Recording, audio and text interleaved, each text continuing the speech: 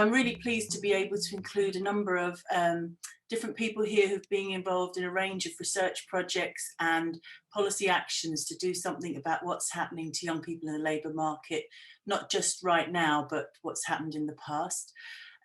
I will, as time is short, I will hand over first of all to LJ Rawlings, who is a founder and chief executive officer of Youth Employment UK, who are a fabulous organisation that involve a lot of young people and engage with government and policy about what needs to be done to improve their integration in the labour market.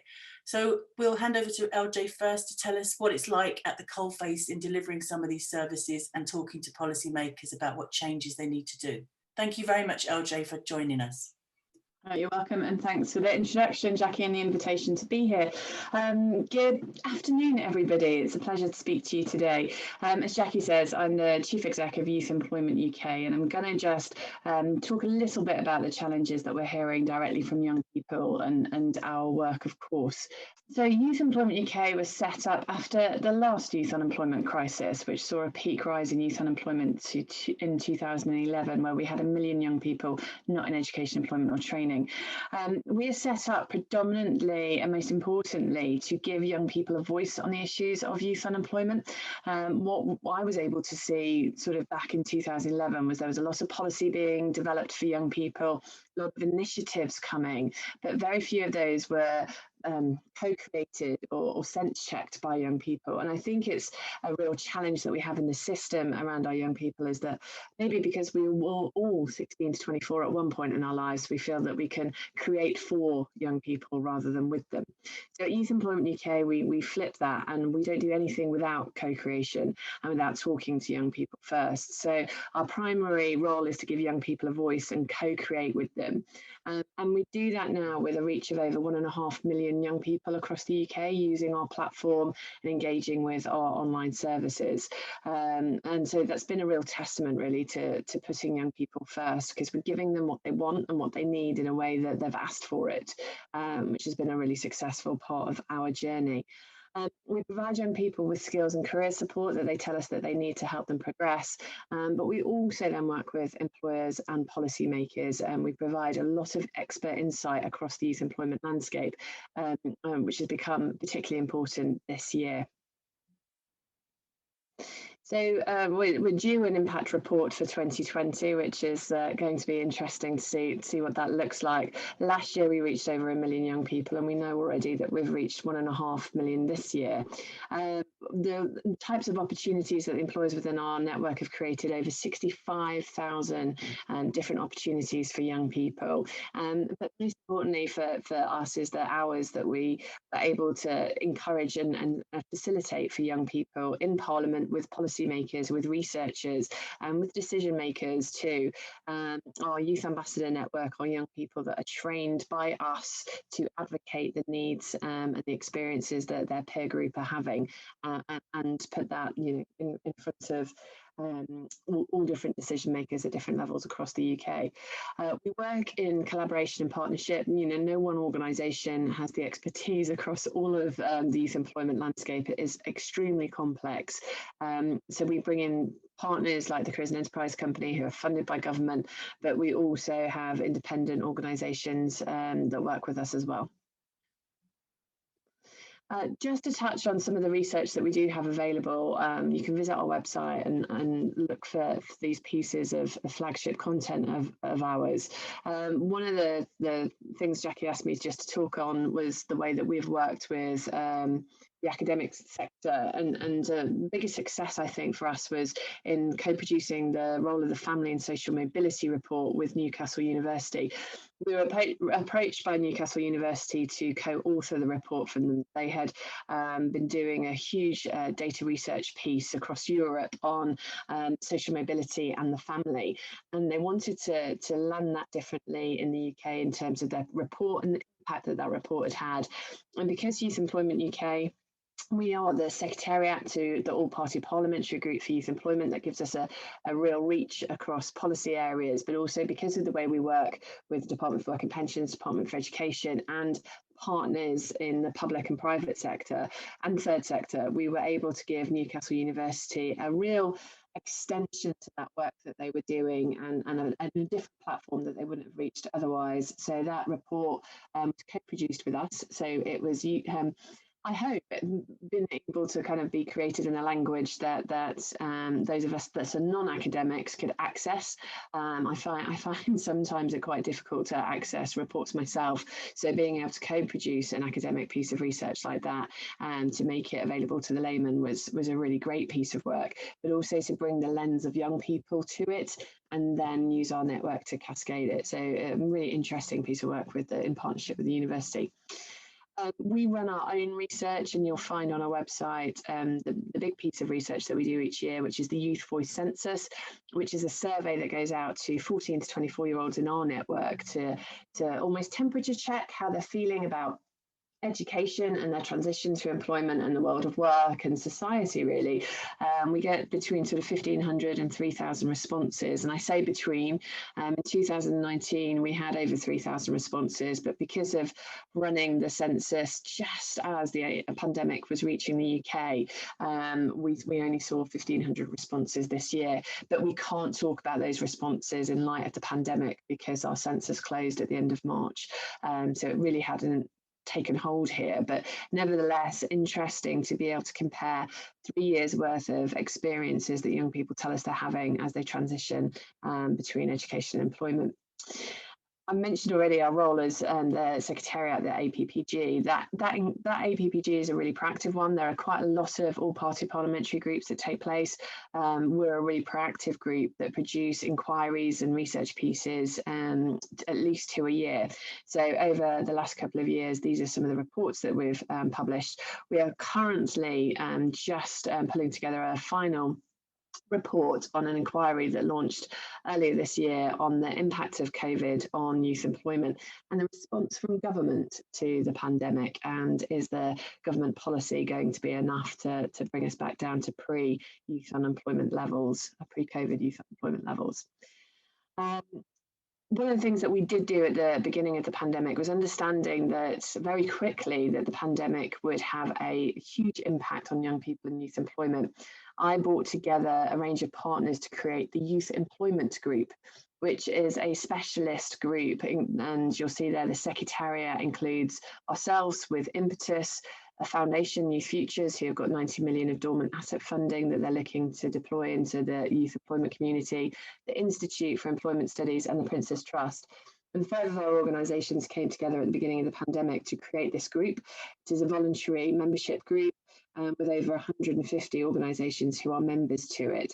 And we've taken a number of actions from the very beginning of March up until now, and the group continues to exist, to report on the impact of COVID on youth employment and to come up with policy recommendations for government to think about and to explore as they respond to the pandemic. One of those policy recommendations was standing up for an opportunity guarantee, a guarantee for every 14 to 24-year-old to be able to access a quality education, employment or training opportunity.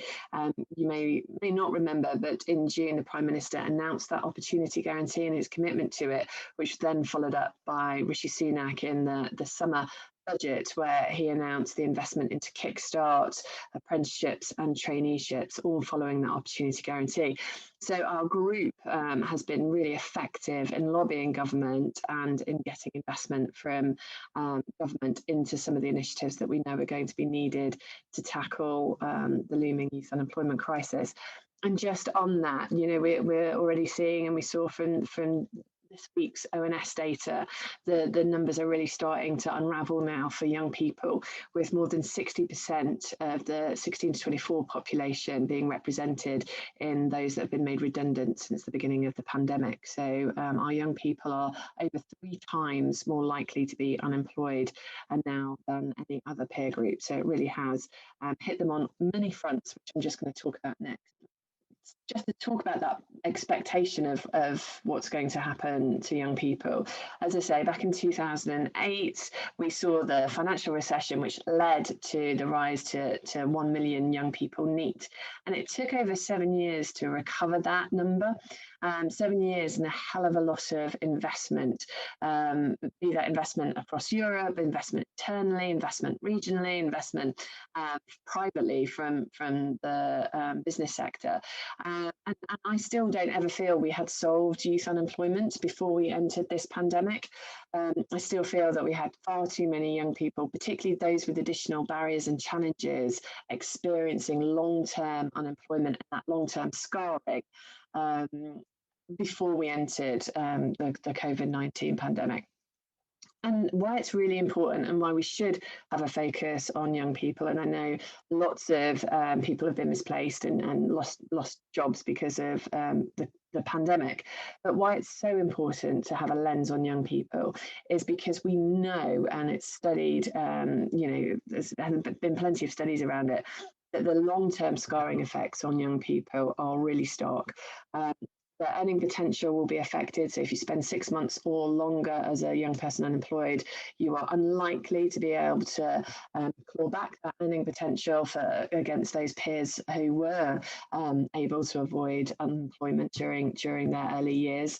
You have an impact, it has an impact on overall the economy and the way that employers are able to recruit from talent pools, because we lose young people to what we call hidden unemployment, and also the cost to the economy of having young people on the welfare system.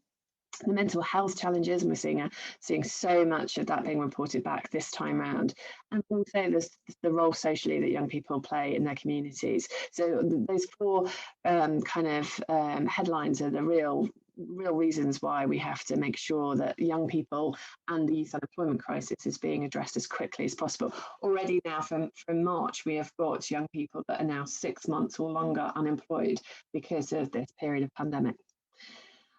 What we've seen through COVID, and I'm sure you are as expert or knowledgeable on the subject as I am, and we're all living it, but what we are seeing is that squeeze on the areas of the economy that young people would typically work in. So our retail and leisure and hospitality sectors, you're 2.5 times more likely to see young people working in those sectors that have been hardest hit. So there is that squeeze, but also there is another squeeze in that in the summer, we had over 500,000 young people leave the education system looking for their first careers, who are then competing with young people who are already unemployed, who are competing with the people that have lost their jobs because of the pandemic. So there's a real squeeze in that market. And what that squeezes out is those young people with additional barriers and challenges, and it makes it even more difficult for them to compete. But COVID, of course, has those health implications, the education challenges it's presented, and also, aspirationally, there are young people now who are really facing big decisions about, do I change my career aspirations? Because, I don't know when the aviation sector is going to come back online. I don't know when hospitality is going to present the opportunity it did but 10 months ago. And so as we see that translate down to young people individually, what young people are telling us that they're experiencing, the stress around the education transition, those young people that didn't get to do exams, those young people that don't know if they will be doing exams, the drop in and out of isolation groups, they're not having the passageway to move through one education sphere into the next in the way that they had expected is really taking a toll on young people. The gaps in education we're seeing already now, reports from Ofsted and Ofqual about the learning gaps that we're seeing in those in primary schooling age.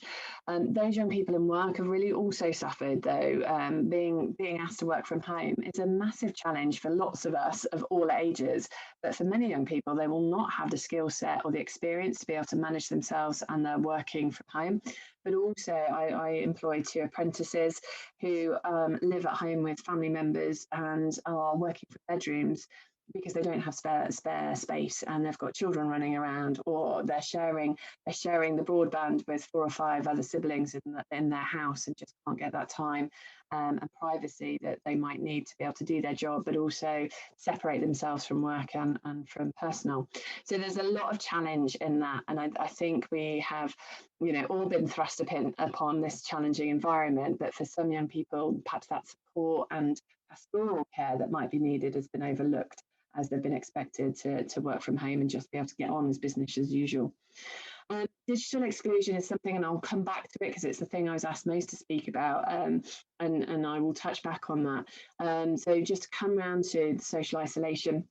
For many young people, this period of time, not being able to see family members, not being able to see friends in the way that they want, like it has on all of us again, it does have that impact. And particularly for those young people who have challenges within the home, and not just around digital and access and peace and quiet and spare rooms to work in. We've seen the number of cases of child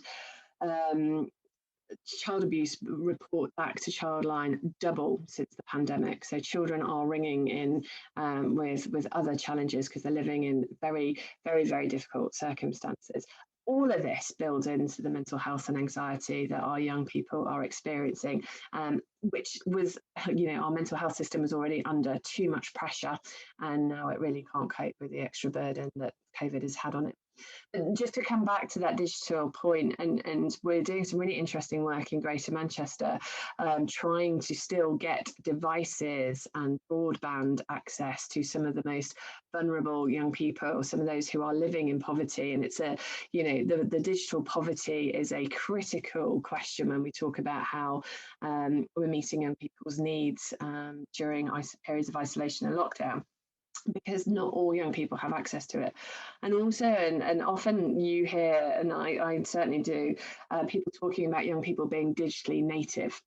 So they are digitally native with some platforms and some technologies, but actually I have a 12-year-old daughter that when her school went into lockdown, when we were all in lockdown, all of a sudden overnight was receiving 15 emails that she had to navigate and digest and take action from without any email training or self-management or time management training whatsoever to be able to do that. And all of a sudden we're asking our young people to manage their time across a week and giving them a whole list of things to do on a platform that they're not familiar with.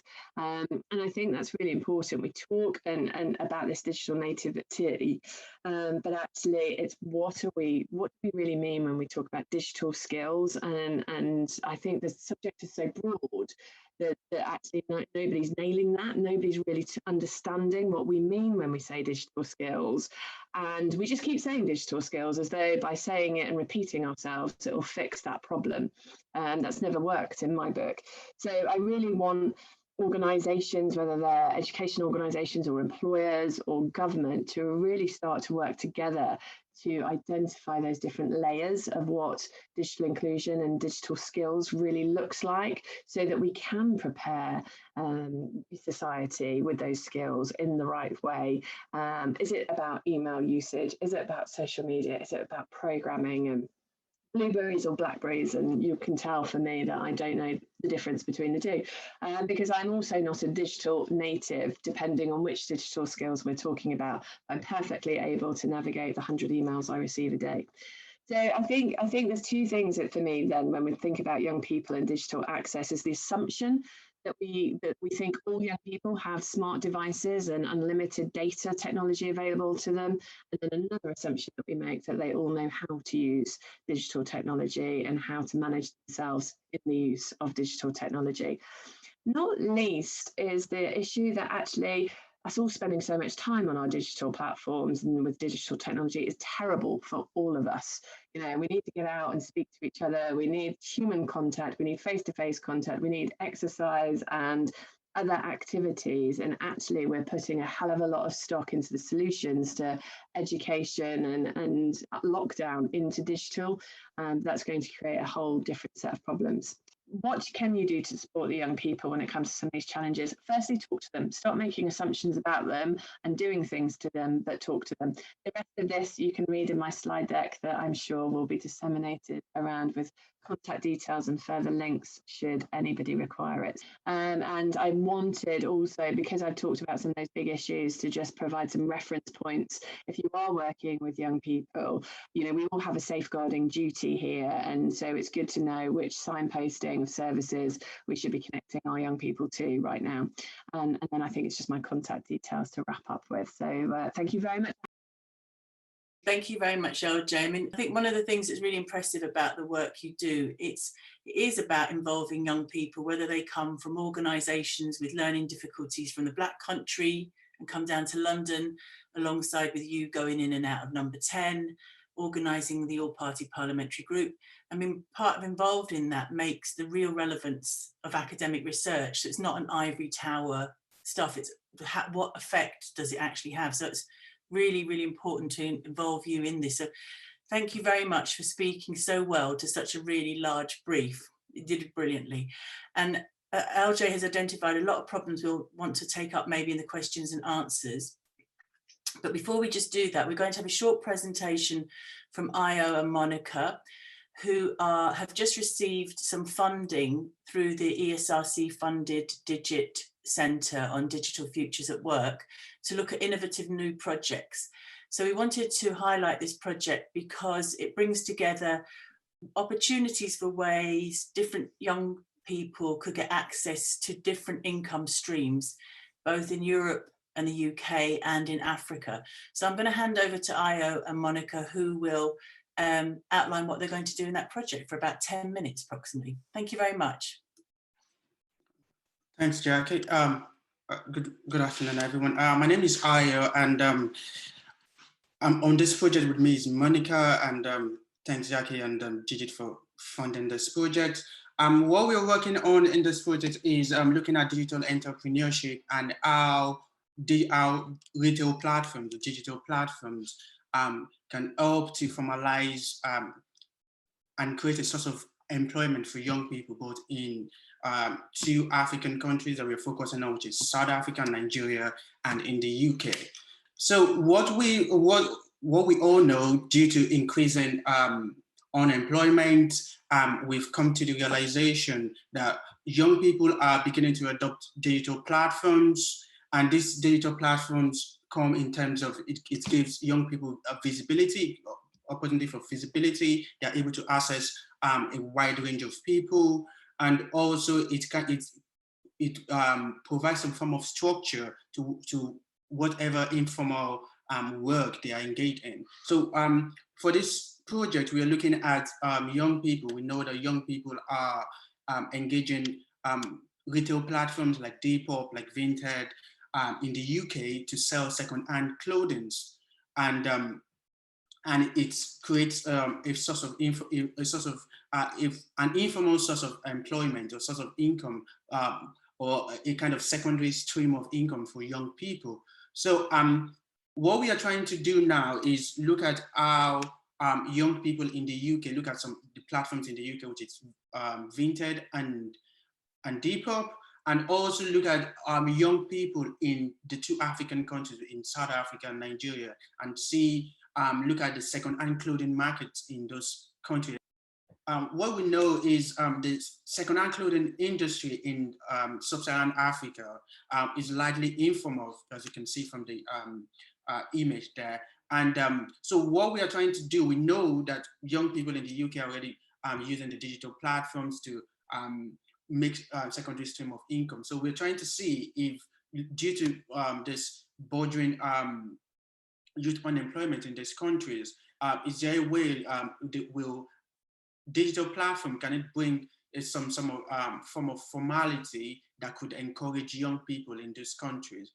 Because it brings out some form of structure, they're able to, and just like I've said, some kind of visibility to young people. So we're trying to see, there are already platforms in those countries. We're going to be looking at 2 platforms, which is Jumia and Gigi. So Jumia is I think about 15 African countries. So these are retail platforms that young people can engage in. So what we are trying to do is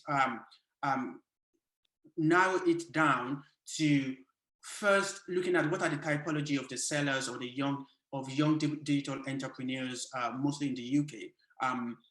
Who are they? What is the motivation? Why are they engaging in it? How did they get engaged in it? What are they doing? What are the practices they engage in? And also we'll be trying to understand, can this source of work, can this digital entrepreneurship, can it be a source of sustainable income for young people? And if it is, how are those people who are already engaged in it, how are they faring? What is the condition of work in terms of how do they project themselves, how do they see themselves? And thirdly, we're going to look at, also trying to look at, is there a career path for young people when they adopt these digital platforms? Is there a transitional pathway in terms of the skills they've learned, or the kind of sales that they make on this platform? Is this something that can be transitioned can be transitioned offline? Can they move from just being online sellers and move offline? Or is there a career, is there a future in it? Is this something that they just do just as short time form of work? Is it something that they do just as students, and once they're done and they're able to get a formal source of employment, they just leave it? And so we're trying to understand the dynamics of this form of work. And also we'll be looking at skill development. What are the kind of skills that young people use when they engage in this form of work? What are the soft skills that they engage in, and in terms of the digital and soft skills, and how do this soft skill, how can they transfer these skills that they learn, if any, how do they transfer it into maybe their formal work, or in their maybe formal employment, or even in their lives generally? And Monica will continue from where I stop now, so we will give some kind of examples and some of the things we are trying to work on. So Monica, up to you. Thank you very much, Ayo, and also thank you, LJ, for your talk before. And I guess my role is to kind of show that Depop is potentially a light at the end of the tunnel in what is currently, as LJ said, a challenging environment. So Ayo's already introduced what we're doing and a little bit about Depop. And I guess me as a seller and also as a research assistant on this project, I firmly believe that it is currently having a significant impact on both the digital and the circular economies. And thus it's really exciting to be part of a project to be able to discuss and explore this topic further. So on the left, you can see Past Trash. And this is an account that I wanted to kind of, because I was going to talk about both Past Trash and Lucy and Yak that you can see on those screens, just to kind of give an understanding of the impact that it can have and these platforms can have.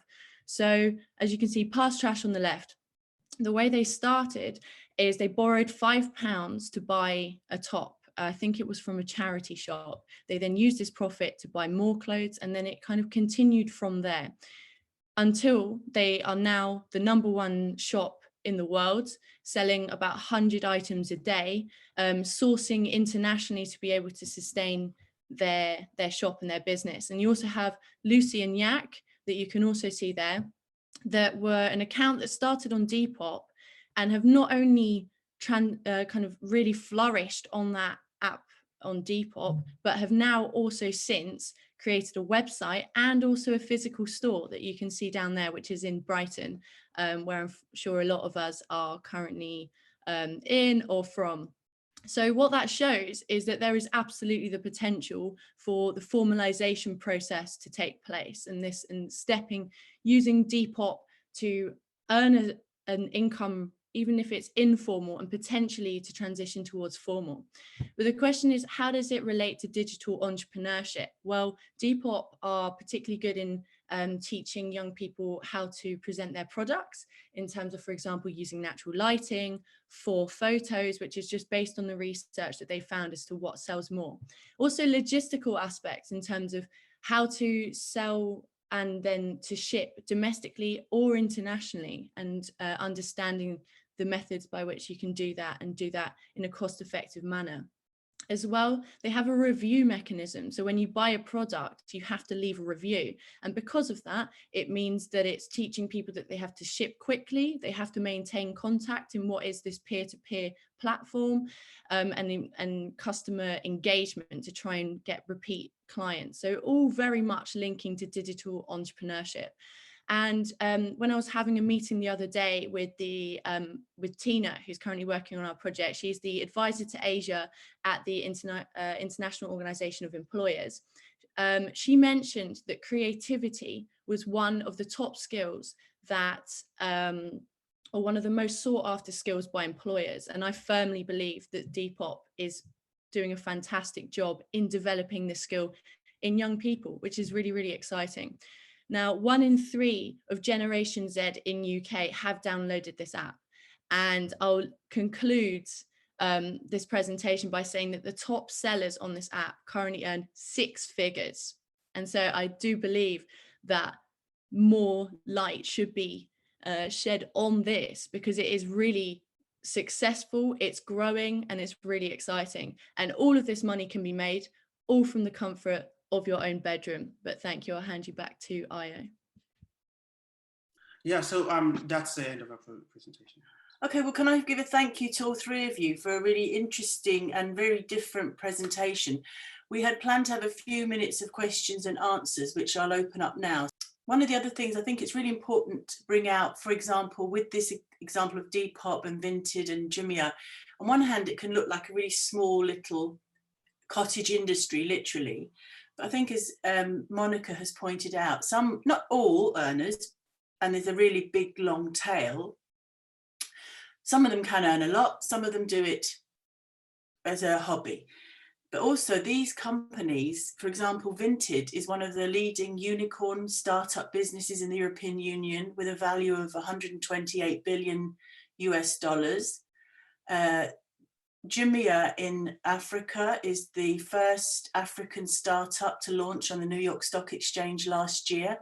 So these may look like cottage industries at one level, but there is some really very serious amounts of venture capital going into these. So there's a combination of reasons of why we want to try and understand what's happening, how does this create new opportunities, etc. I'll move on to Rachel and Anne, who are going to talk about 2 other projects we've had recently that pick up more on issues around intersectionality and youth. Right, I'm briefly going to hand over now to Rachel Verdin, who is working on a project that's been funded by the European Union. And Rachel, let me hand straight over to you so as to you get maximum talking time of about 5 minutes, please. That's great, Jackie. Thank you. And hello, everybody. I'm really happy to be here. Happy Friday, everyone. And thanks for some really interesting presentations. And well, particularly Monica, to have some positive news to think about in this kind of context is always good. So I'm going to, as Jackie said, briefly talk about the Euroship project, which I'm a researcher on. It's concerned with the risks of poverty and social exclusion. It's a Horizon 2020 funded piece of research within which we're one of 7 different European countries that's involved. So really pleased to be part of it. And, the project started back in February of this year. So the pandemic kind of crash landed into the middle of it all. During the kind of the research phase where I was looking at kind of the policy developments and trends over the last 20 years. So looking at what kind of social protection systems the UK has in place, and those have been even more magnified and tested and come under increased scrutiny as the months have kind of passed. But what I'm going to focus on today, because I don't have long to talk, is really about how those risks of poverty and social exclusion have been impacted by digital innovations. And one of the groups that we're looking at in Euroship is young people, but I'm going to have particular focus today on young women. And I'm going to kind of look at 3 different areas. So thinking about how young women have been impacted by digital innovations, thinking also about how, the kind of situation we're living in at the moment in terms of the changing content and format and type of work that's being done has obviously been escalated by the pandemic. Now, I'm not suggesting that those changes are going to translate into the longer term by any means, but we do know, as LJ said, that young people are more likely to work in shutdown sectors, and within that, young women have been more adversely affected. That's what the evidence has shown over these last few months. So we also know that some of those changes are going to translate more likely than not into the longer term. So for instance, the shift in retail to online shopping, that is likely to extend in the longer term. Yet we know that in terms of kind of the gender distribution of men and women working in those kind of distribution centres and warehousing centres will position women potentially outside of the scope of those jobs. Thinking at the top end of the income scale, Now, obviously, we know that with digital innovations, STEM jobs and STEM occupations are likely to increase. And again, where will that leave young women? Now, I've put on the slide, I've mentioned the DESI and the Women in Digital Index, and these are really useful. I've got a link at the bottom there as well, where you can go on and you can track progress within your country. So within the UK, you can see how we progressed over time on a variety of different measures, but also comparatively. So you can see how the UK fares in comparison to various other European countries. And they've got lots of different measures there. So you can look at kind of use of the internet, connectivity, so kind of things like broadband at home, but also skills. So having talked about how young women are going to fare in terms of the workplace, that obviously leads you to think about what kinds of skills that they have and they might need. Now, the Women in Digital looks at the level of graduates in STEM subjects, for instance, where we know that young people might have a greater level of digital skill and awareness, as LJ touched upon, but within that, there are existing inequalities that do need to be addressed as we think about how the workplaces will change and kind of continue to change. So having thought about jobs and having thought about skills, the next element is really the kind of contracts that young people are on and how that potentially impacts. Now, we know there was a big growth of jobs after the high levels of unemployment after the financial crisis. But 2/3 of that growth in jobs was in kind of precarious types of work. We know young people are more likely to work in precarious types of work. And within that, in the UK, young women are more likely to work in those kinds of precarious roles. Why does that matter? Well, again, it's been writ large by COVID. The kind of access to social protection systems is impacted. The fact that perhaps on a precarious contract, you might not have access to sick pay. And the kinds of instability and insecurity that creates as well. And again, LJ mentioned it in terms of, the kind of social and emotional well-being. We had reports after the financial crisis of this trend of a boomerang generation where young people, they leave home, but then they come back again. That they're unable to make that transition from kind of education to work and living independently. And again, that's been evidenced now. We know that young women are more likely to take on caring responsibilities. So really Euroship is about thinking about how these risks of poverty and social exclusion impact upon different people. So I hope that's kind of given a bit of a flavour about what we're doing. We are also, in the next phase of the research, just before I finish, is going to be conducting a series of interviews. So we're looking for kind of key stakeholders or experts in the field who might be willing to help with that. So if you are able to help, please put a comment in the chat and hopefully we can get back to you afterwards. That's all. Thank you for listening. Thank you very much, Rachel, for staying bang on time. That's fantastic. So really that project from the European Commission that's been funded is also looking at issues of intersectionality. In that case, we've put Rachel focused more around gender, and Anne is going to talk about some recent research we have been conducting in the business school itself to understand why there are differences in the attainment, in the awarding gap for young students of colour. And this follows on from some other research we had funded in the past, looking at how different ethnic groups of young people performed on the labour market and what penalties they experienced and why. And in some of that other research, I've put a link on the chat to where that's published in a book by Oxford University Press. I mean, one of the findings there was that if you look over 10 or 20 years, different ethnic groups have performed differently in terms of getting jobs and the quality of jobs. So young Indian, Pakistani and Bangladeshi and Black African young people from those origins have actually done reasonably well. And the two groups that have done not very well are white working class boys and Afro-Caribbean boys in the UK. And some of the research was to try and understand why were those particular groups and women did better than young men. Why was that happening? Some of that we had to go and talk to our advisors from Tottenham to give us some kind of background into the statistical analysis we're doing. Anyway, that's part of the longer academic research programme, but in terms of making research relevant and how we can change issues around the awarding gap when you have young people coming into an organisation like the University of Sussex with equivalent qualifications, but the probability of leaving with a good degree is clearly varies in terms of ethnicity, is a topic Anne's been looking at. So Anne, can I hand over to you for about 5 minutes to summarise some of the findings from that project on students of colour and the awarding gap? Right, thank you, Anne. Hi. So I'm Anne MacDonald. I've worked in education for 30 years as a teacher and researcher, and I've always been interested in young people and the challenges they face in the job market, etc. So my work has focused on an interconnection between environment, behaviours and personal experience. In other words, macro, meso, micro elements of society which interrelate to produce opportunities, inequalities and resilience, and how students, through agency and self-efficacy, negotiate these. My preferred method of research is qualitative interviews, as I like listen to the voice and the experience of young people. So today I'm just going to briefly talk about the research project that I undertook at Sussex Business School. So it's been noted for some time that there is an unexplained difference in the awarding of good degrees between BAME students and white students. At this point, I just want to say that BAME as a term of reference is a contested term, but it's used very widely in statistics, but it's criticised for grouping unhomogeneous groups of students.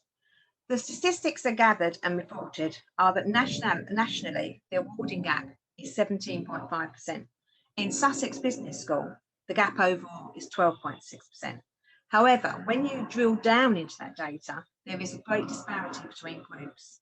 And the awarding gap for those students who identify as Black African is 23.3%.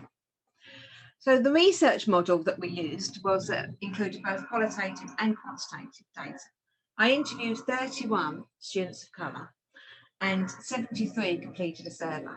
A unique feature of this research was that we also employed student researchers who worked alongside me. They did interviews and they did some reporting. An initial investigation into the awarding gap revealed that a sense of belonging played a crucial part in students' experience. So belonging is created by different aspects of university life, interacting with each other. So this includes university structures, policies, curriculum, it includes seminars and accommodation, and it includes the personal interrelations between staff, students and support services.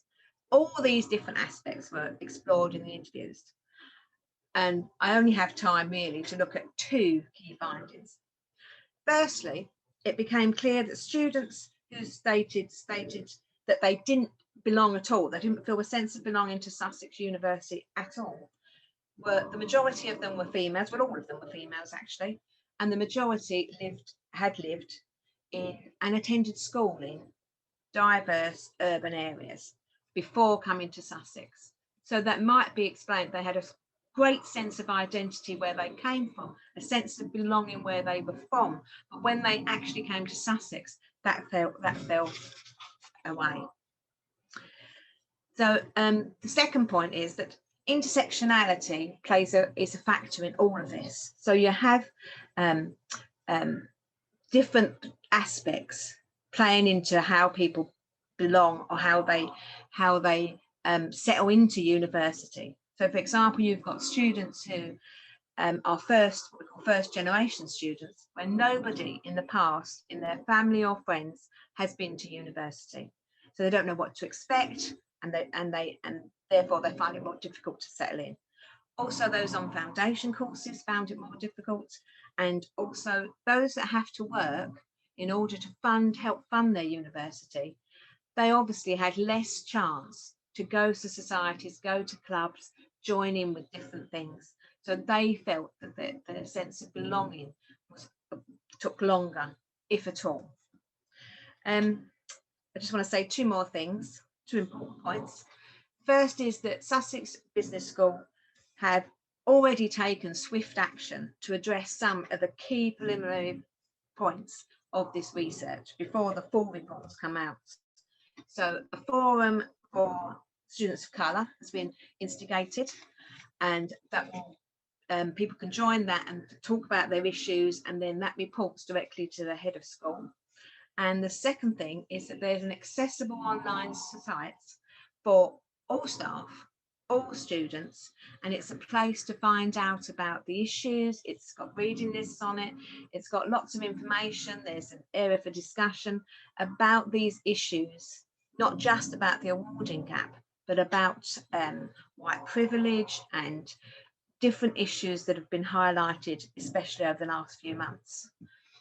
And lastly, I just want to throw this in there, but notwithstanding the things that have already been said about digital poverty and the challenges faced by especially from young people, but I wonder if, as we move forward to a more digital online platforms for learning and teaching and socialising, I wonder if in some aspects that might help students feel a sense of belonging rather than hinder them, because they might feel that they have more opportunities to ask questions, to talk to people, and it might help them feel a sense of belonging, even though they don't always have those personal contacts. So I think I was really quick. So that's me. So I guess it's questions and queries and comments next. Thank you, Jackie. Thank you very much, Anne. You kept very much to time. So there are a couple of questions that have come up in the chat. James Crockett, would you like, if you want to unmute yourself, and you're welcome to ask, because you had 2 questions there. Yeah, my name is James Crockett. I work as a research economist for the Institute for Employment Studies, so one of the organisations which is in partnership with youth employment in the Youth Employment Group.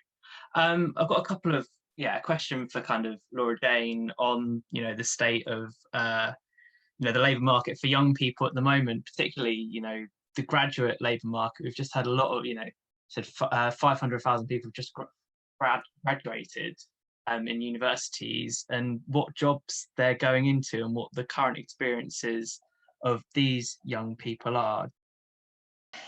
So you guys have done some great work on vacancy snapshots and understanding what vacancies are being created, what sectors are recruiting, and your report is what I recommend everyone to go and have a look at it to see what is emerging out of COVID. What I can say is that the young people who are in our network who are talking to us are really questioning that career progression for them. We've had a lot of inquiries about changing career aspirations. As I referenced the aviation sector, there's been quite a few of our young people in our network who are rethinking and asking about that. Young people who have gone back in, looking back at doing another year of education, thinking about doing a master's just to stay back in, take themselves back into education while the labour market balances out. And what we did see back in 2008, which I expect we'll see here, is we'll end up having graduates taking non-graduate jobs, which again the pressure goes back to then those young people without that academic experience who are squeezed out because we've got that kind of bottleneck happening. So there's a lot of big questions from a lot of young people right now about what their next steps will be and when they'll be able to find those jobs. But your research will probably be able to tell us a little bit more about which sectors are hiring. Transport logistics, I know, are doing very well, as is the food production sector. I mean, I've got my COVID curves to prove that I'm supporting the food production sector in this country. But does that answer your question, or have you got a point from your own research that you think could be useful to it? Yeah, I was doing running this vacancy analysis, and in the times of lockdown, the only vacancies available were the ones in healthcare or in delivery drivers for supermarkets, and then that kind of essential retail. And it's kind of recovered slightly in the summer to do with more hospitality. There were some bits of hospitality, but it was nowhere near what you'd expect. And that really, is really important for, young people. The amount of young people that had summer jobs that they'd used to get experience was also quite limited. And these are kind of the students who are also worse off as well. They'll be getting these jobs to fund, help support their studies, these kind of more kind of first generation kind of students.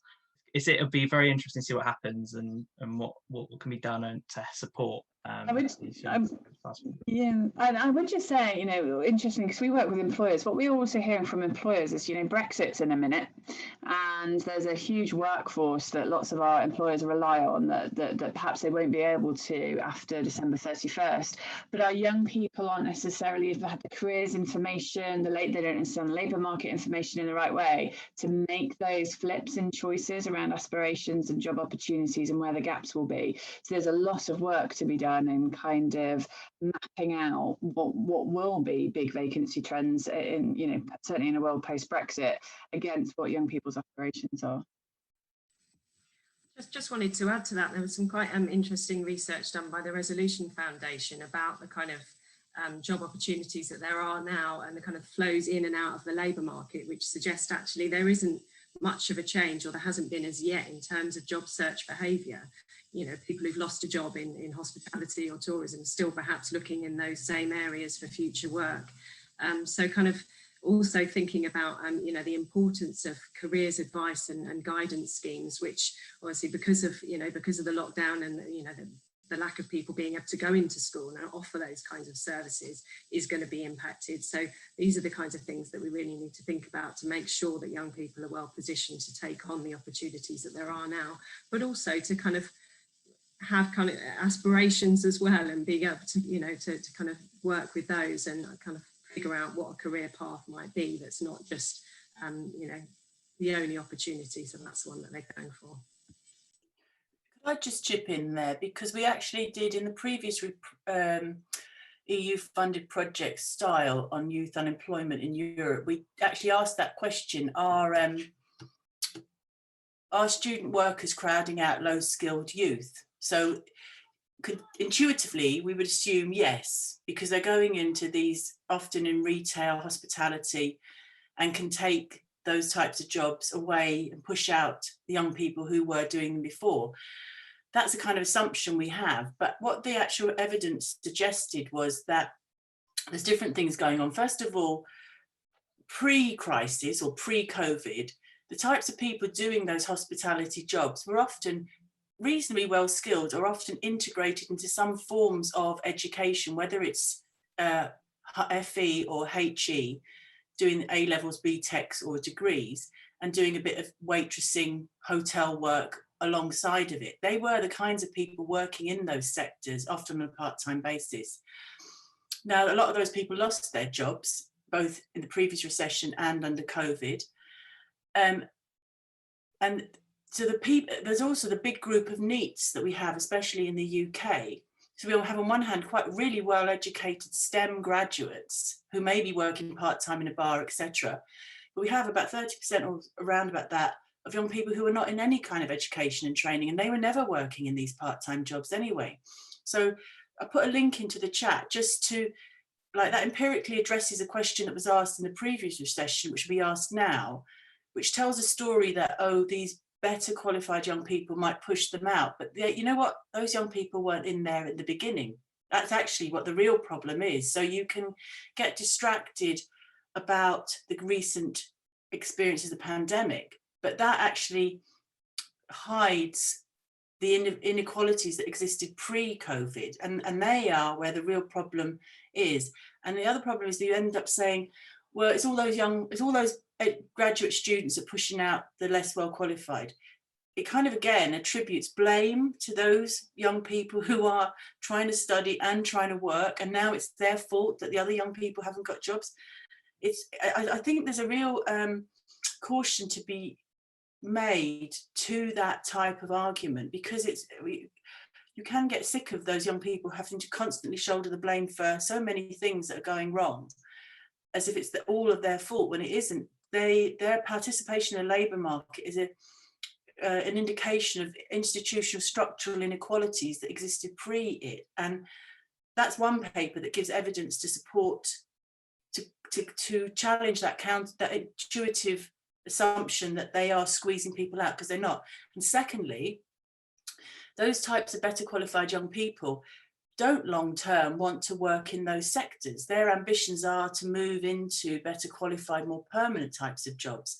So those types of employment in those sectors were often as stepping stones or bridging, managing other types of activities they're doing at the same time. And I think it's that combination of activities that really needs to be recognised, and the fact that there are two different pathways for different groups of young people in the UK that are really entrenched, and that, as you point out, LJ, in your talk at the beginning, that were never dealt with even in the previous recession properly, and they're still there, and they will get worse. So I kind of wanted just to chip into that question there. Hold on, is there any other questions that come up? Okay, Becky, I hand over to you.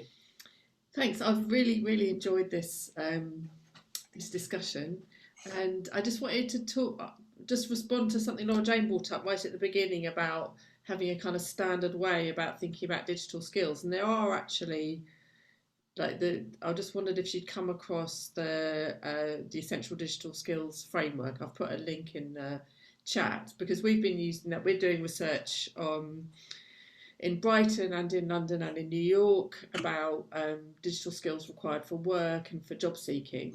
And actually the Essential Digital Skills Framework is used quite a lot by people working on digital inclusion, so people like Citizens Online that I'm working with, people like the Good Things Foundation. I mean, I think one of the, I think it was really great that Laura brought up the issue of young people not kind of being, might be digital natives, but actually one of the things that I think is really lacking, and that I think that the work we do with Digit can really contribute to, is understanding how we go beyond just thinking about the digital skills for life, and like having the kind of technical skills to be able to kind of upload a CV, search for jobs online, to actually translating that into outcomes. So we had in our seminar earlier this week, where we're talking about our work in Brighton, someone from an employment project in Whitehawk in Brighton was talking about the difficulties his clients face just with like dealing with tons and tons of notifications from job sites, that they'd all end up in their spam folder. So even those basic skills of like being able to kind of manage email, and that are really important for anything to do with job seeking, for access to benefits. I think Digit is a really good space in which we can really interrogate that bit between just having the skills and actually that translating into outcomes. So that was the classic, more than a comment and a question, but I was just saying, like, within this kind of research space is I think is a really good fertile space to interrogate that, and to kind of overcome those kind of stereotypes about, oh yeah, all young people are digital natives. Just because everyone's got a smartphone doesn't mean they can actually kind of connect meaningfully. And I was really happy finally to hear Laura Jane using the term digital poverty, because I think that's one of the things that we should be putting on the agenda. Thank you. Thanks, Becky. We have used, and we reference on our own site the content from the Digital Skills Essential Framework, or the Essential Framework for whatever. I think that's absolutely a good standard for us all to be using. The problem is, as ever in this country, is everyone keeps reinventing the damn things, their own words and their own terminology and their own frameworks, because, you know, we might get a minute of fame by having our own version of something. It's the same with the skills frameworks, right? You know, we did an exercise around employability skills about 5 years, and there were over 84 different reports and frameworks that we found on employability skills. You know, how any of us, never mind a young person, you know, with additional barriers and challenges, is supposed to, you know, read through those 84 reports and determine which are the most important skills that they need. So it's about standardizing, and if we all could around the essential skills framework, that would be great, and then disseminating into language that suits young people, suits employers, suits researchers and academics and trainers, and then you might get the right traction in the right places. I think I want to move over to some questions from Chidi had a question to Io, and Steve Rolfe also had a question. So if I let Steve, unfortunately, has had to go to another meeting, but Chidi, do you want to pose your question first about the project with Io and Monica? Yeah, thanks, Jackie. So Io and Monica, I'm actually currently doing a project looking at street vendors in Nigeria. And through this project, I've come to understand better the inefficiencies in governance in not just Nigeria and Africa in general. My question particularly is about the current push against online digital entrepreneurship and particularly the anti-social media the proposed anti-social media bill. Have you considered how this bill, if passed, particularly in Nigeria, would affect Jumia, for example, or other digital entrepreneurship activities in the country, and how you would perhaps well, how your project would sort of shed light on these issues with the well, inefficient governance systems in Africa, particularly. Could I just ask you, for those of us who are not as well informed as you, what the bill is about on anti-social media in Nigeria? Could you tell us what that is?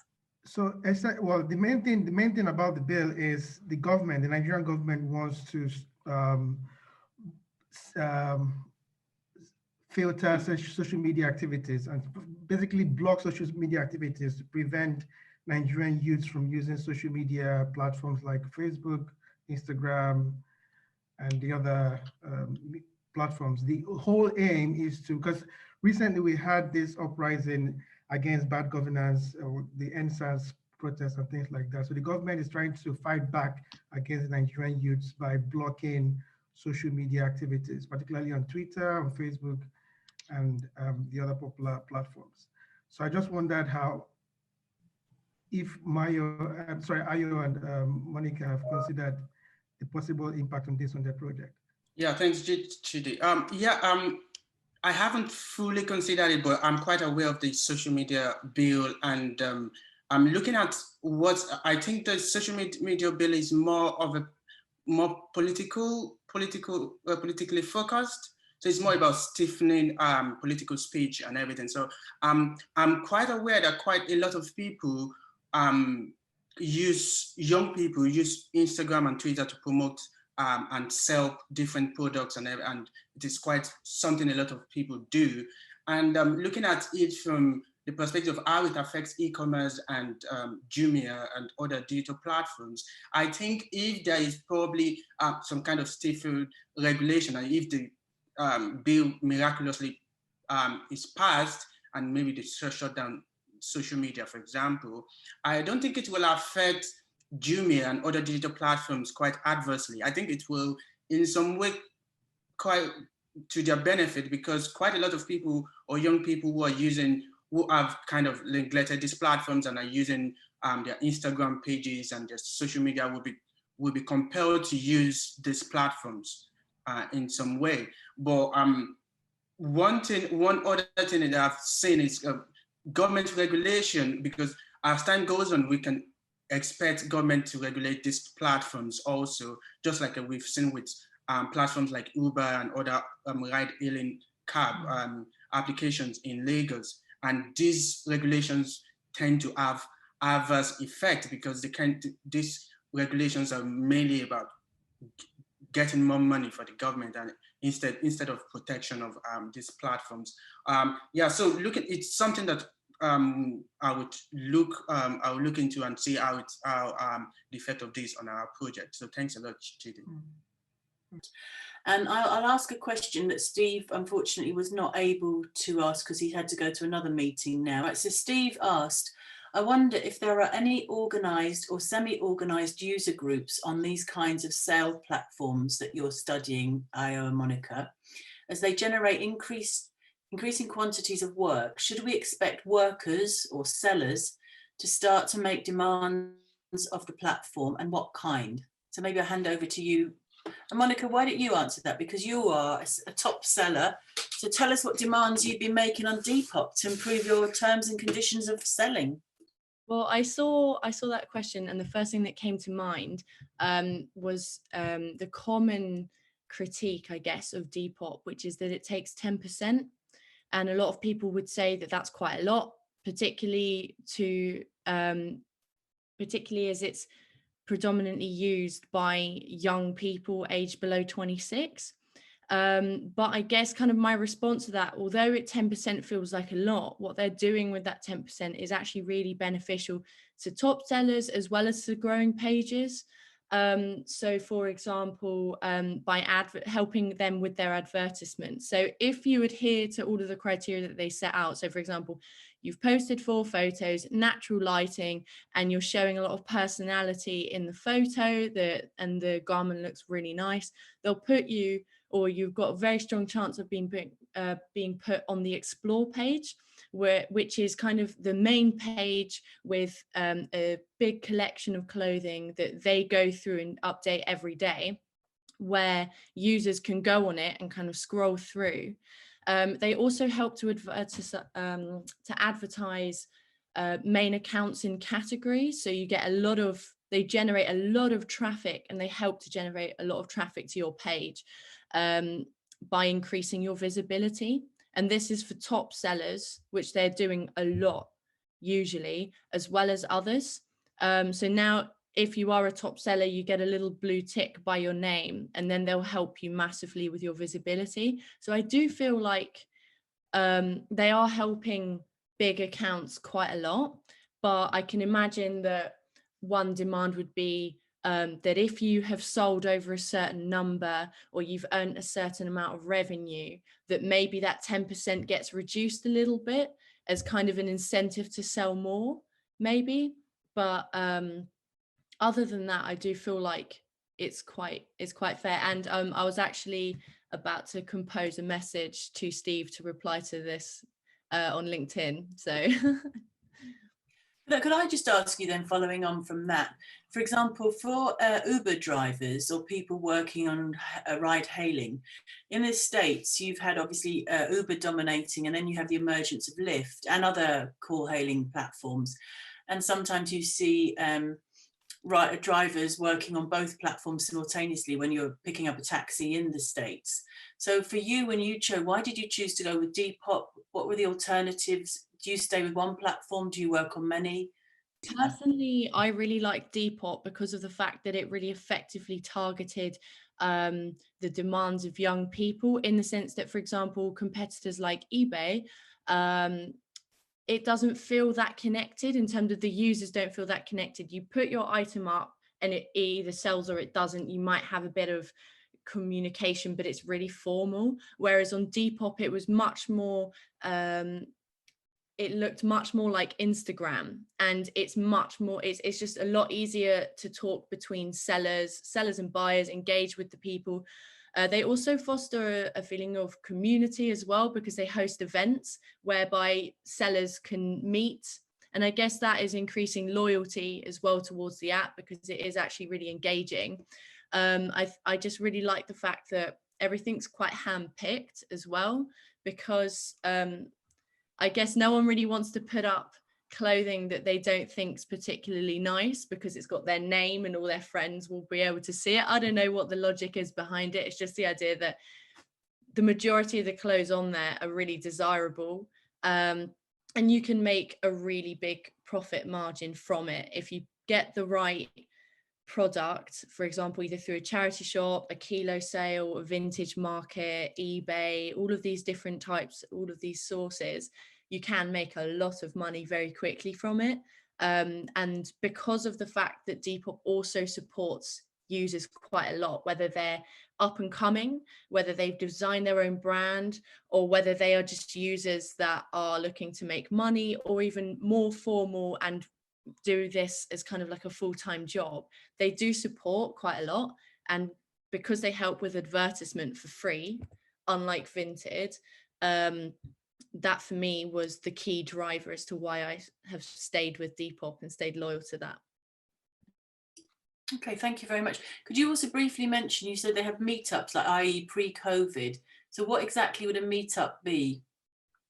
So for example, they held one in Brighton, which was really nice, and they sent out an email saying we're having a meetup in Brighton. We all when we came, it was just very much, they had pizzas and some drinks available, and you went and you basically discussed what was your, who are you, what's your Depop account, and you can even ask tips from other people. So I went there not knowing who was going to turn up, and actually one of the people that was there was the woman that I talked about earlier, Past Trash, who's the #1 account in the world.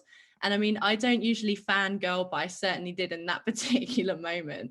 You know, #1 in the world. And she's not only doing that, she's not only the #1 account in the world, she's studying a medicine degree and uses the money that she earns to travel abroad to source more clothing. So it was just really nice. And they were handing out some, I think it was like some t-shirts or some a bag with Depop on it. So so through that, just connecting a lot of young people together. And doing it in different regions. So they did a few in London and Brighton, and those are the only ones that I know of. But yeah, they were really great. Okay, could I follow up one point just from the last point you made, Monica, which I think is really interesting. If we take back from the empirical coalface back to a more theoretical part that we have to do in our academic research.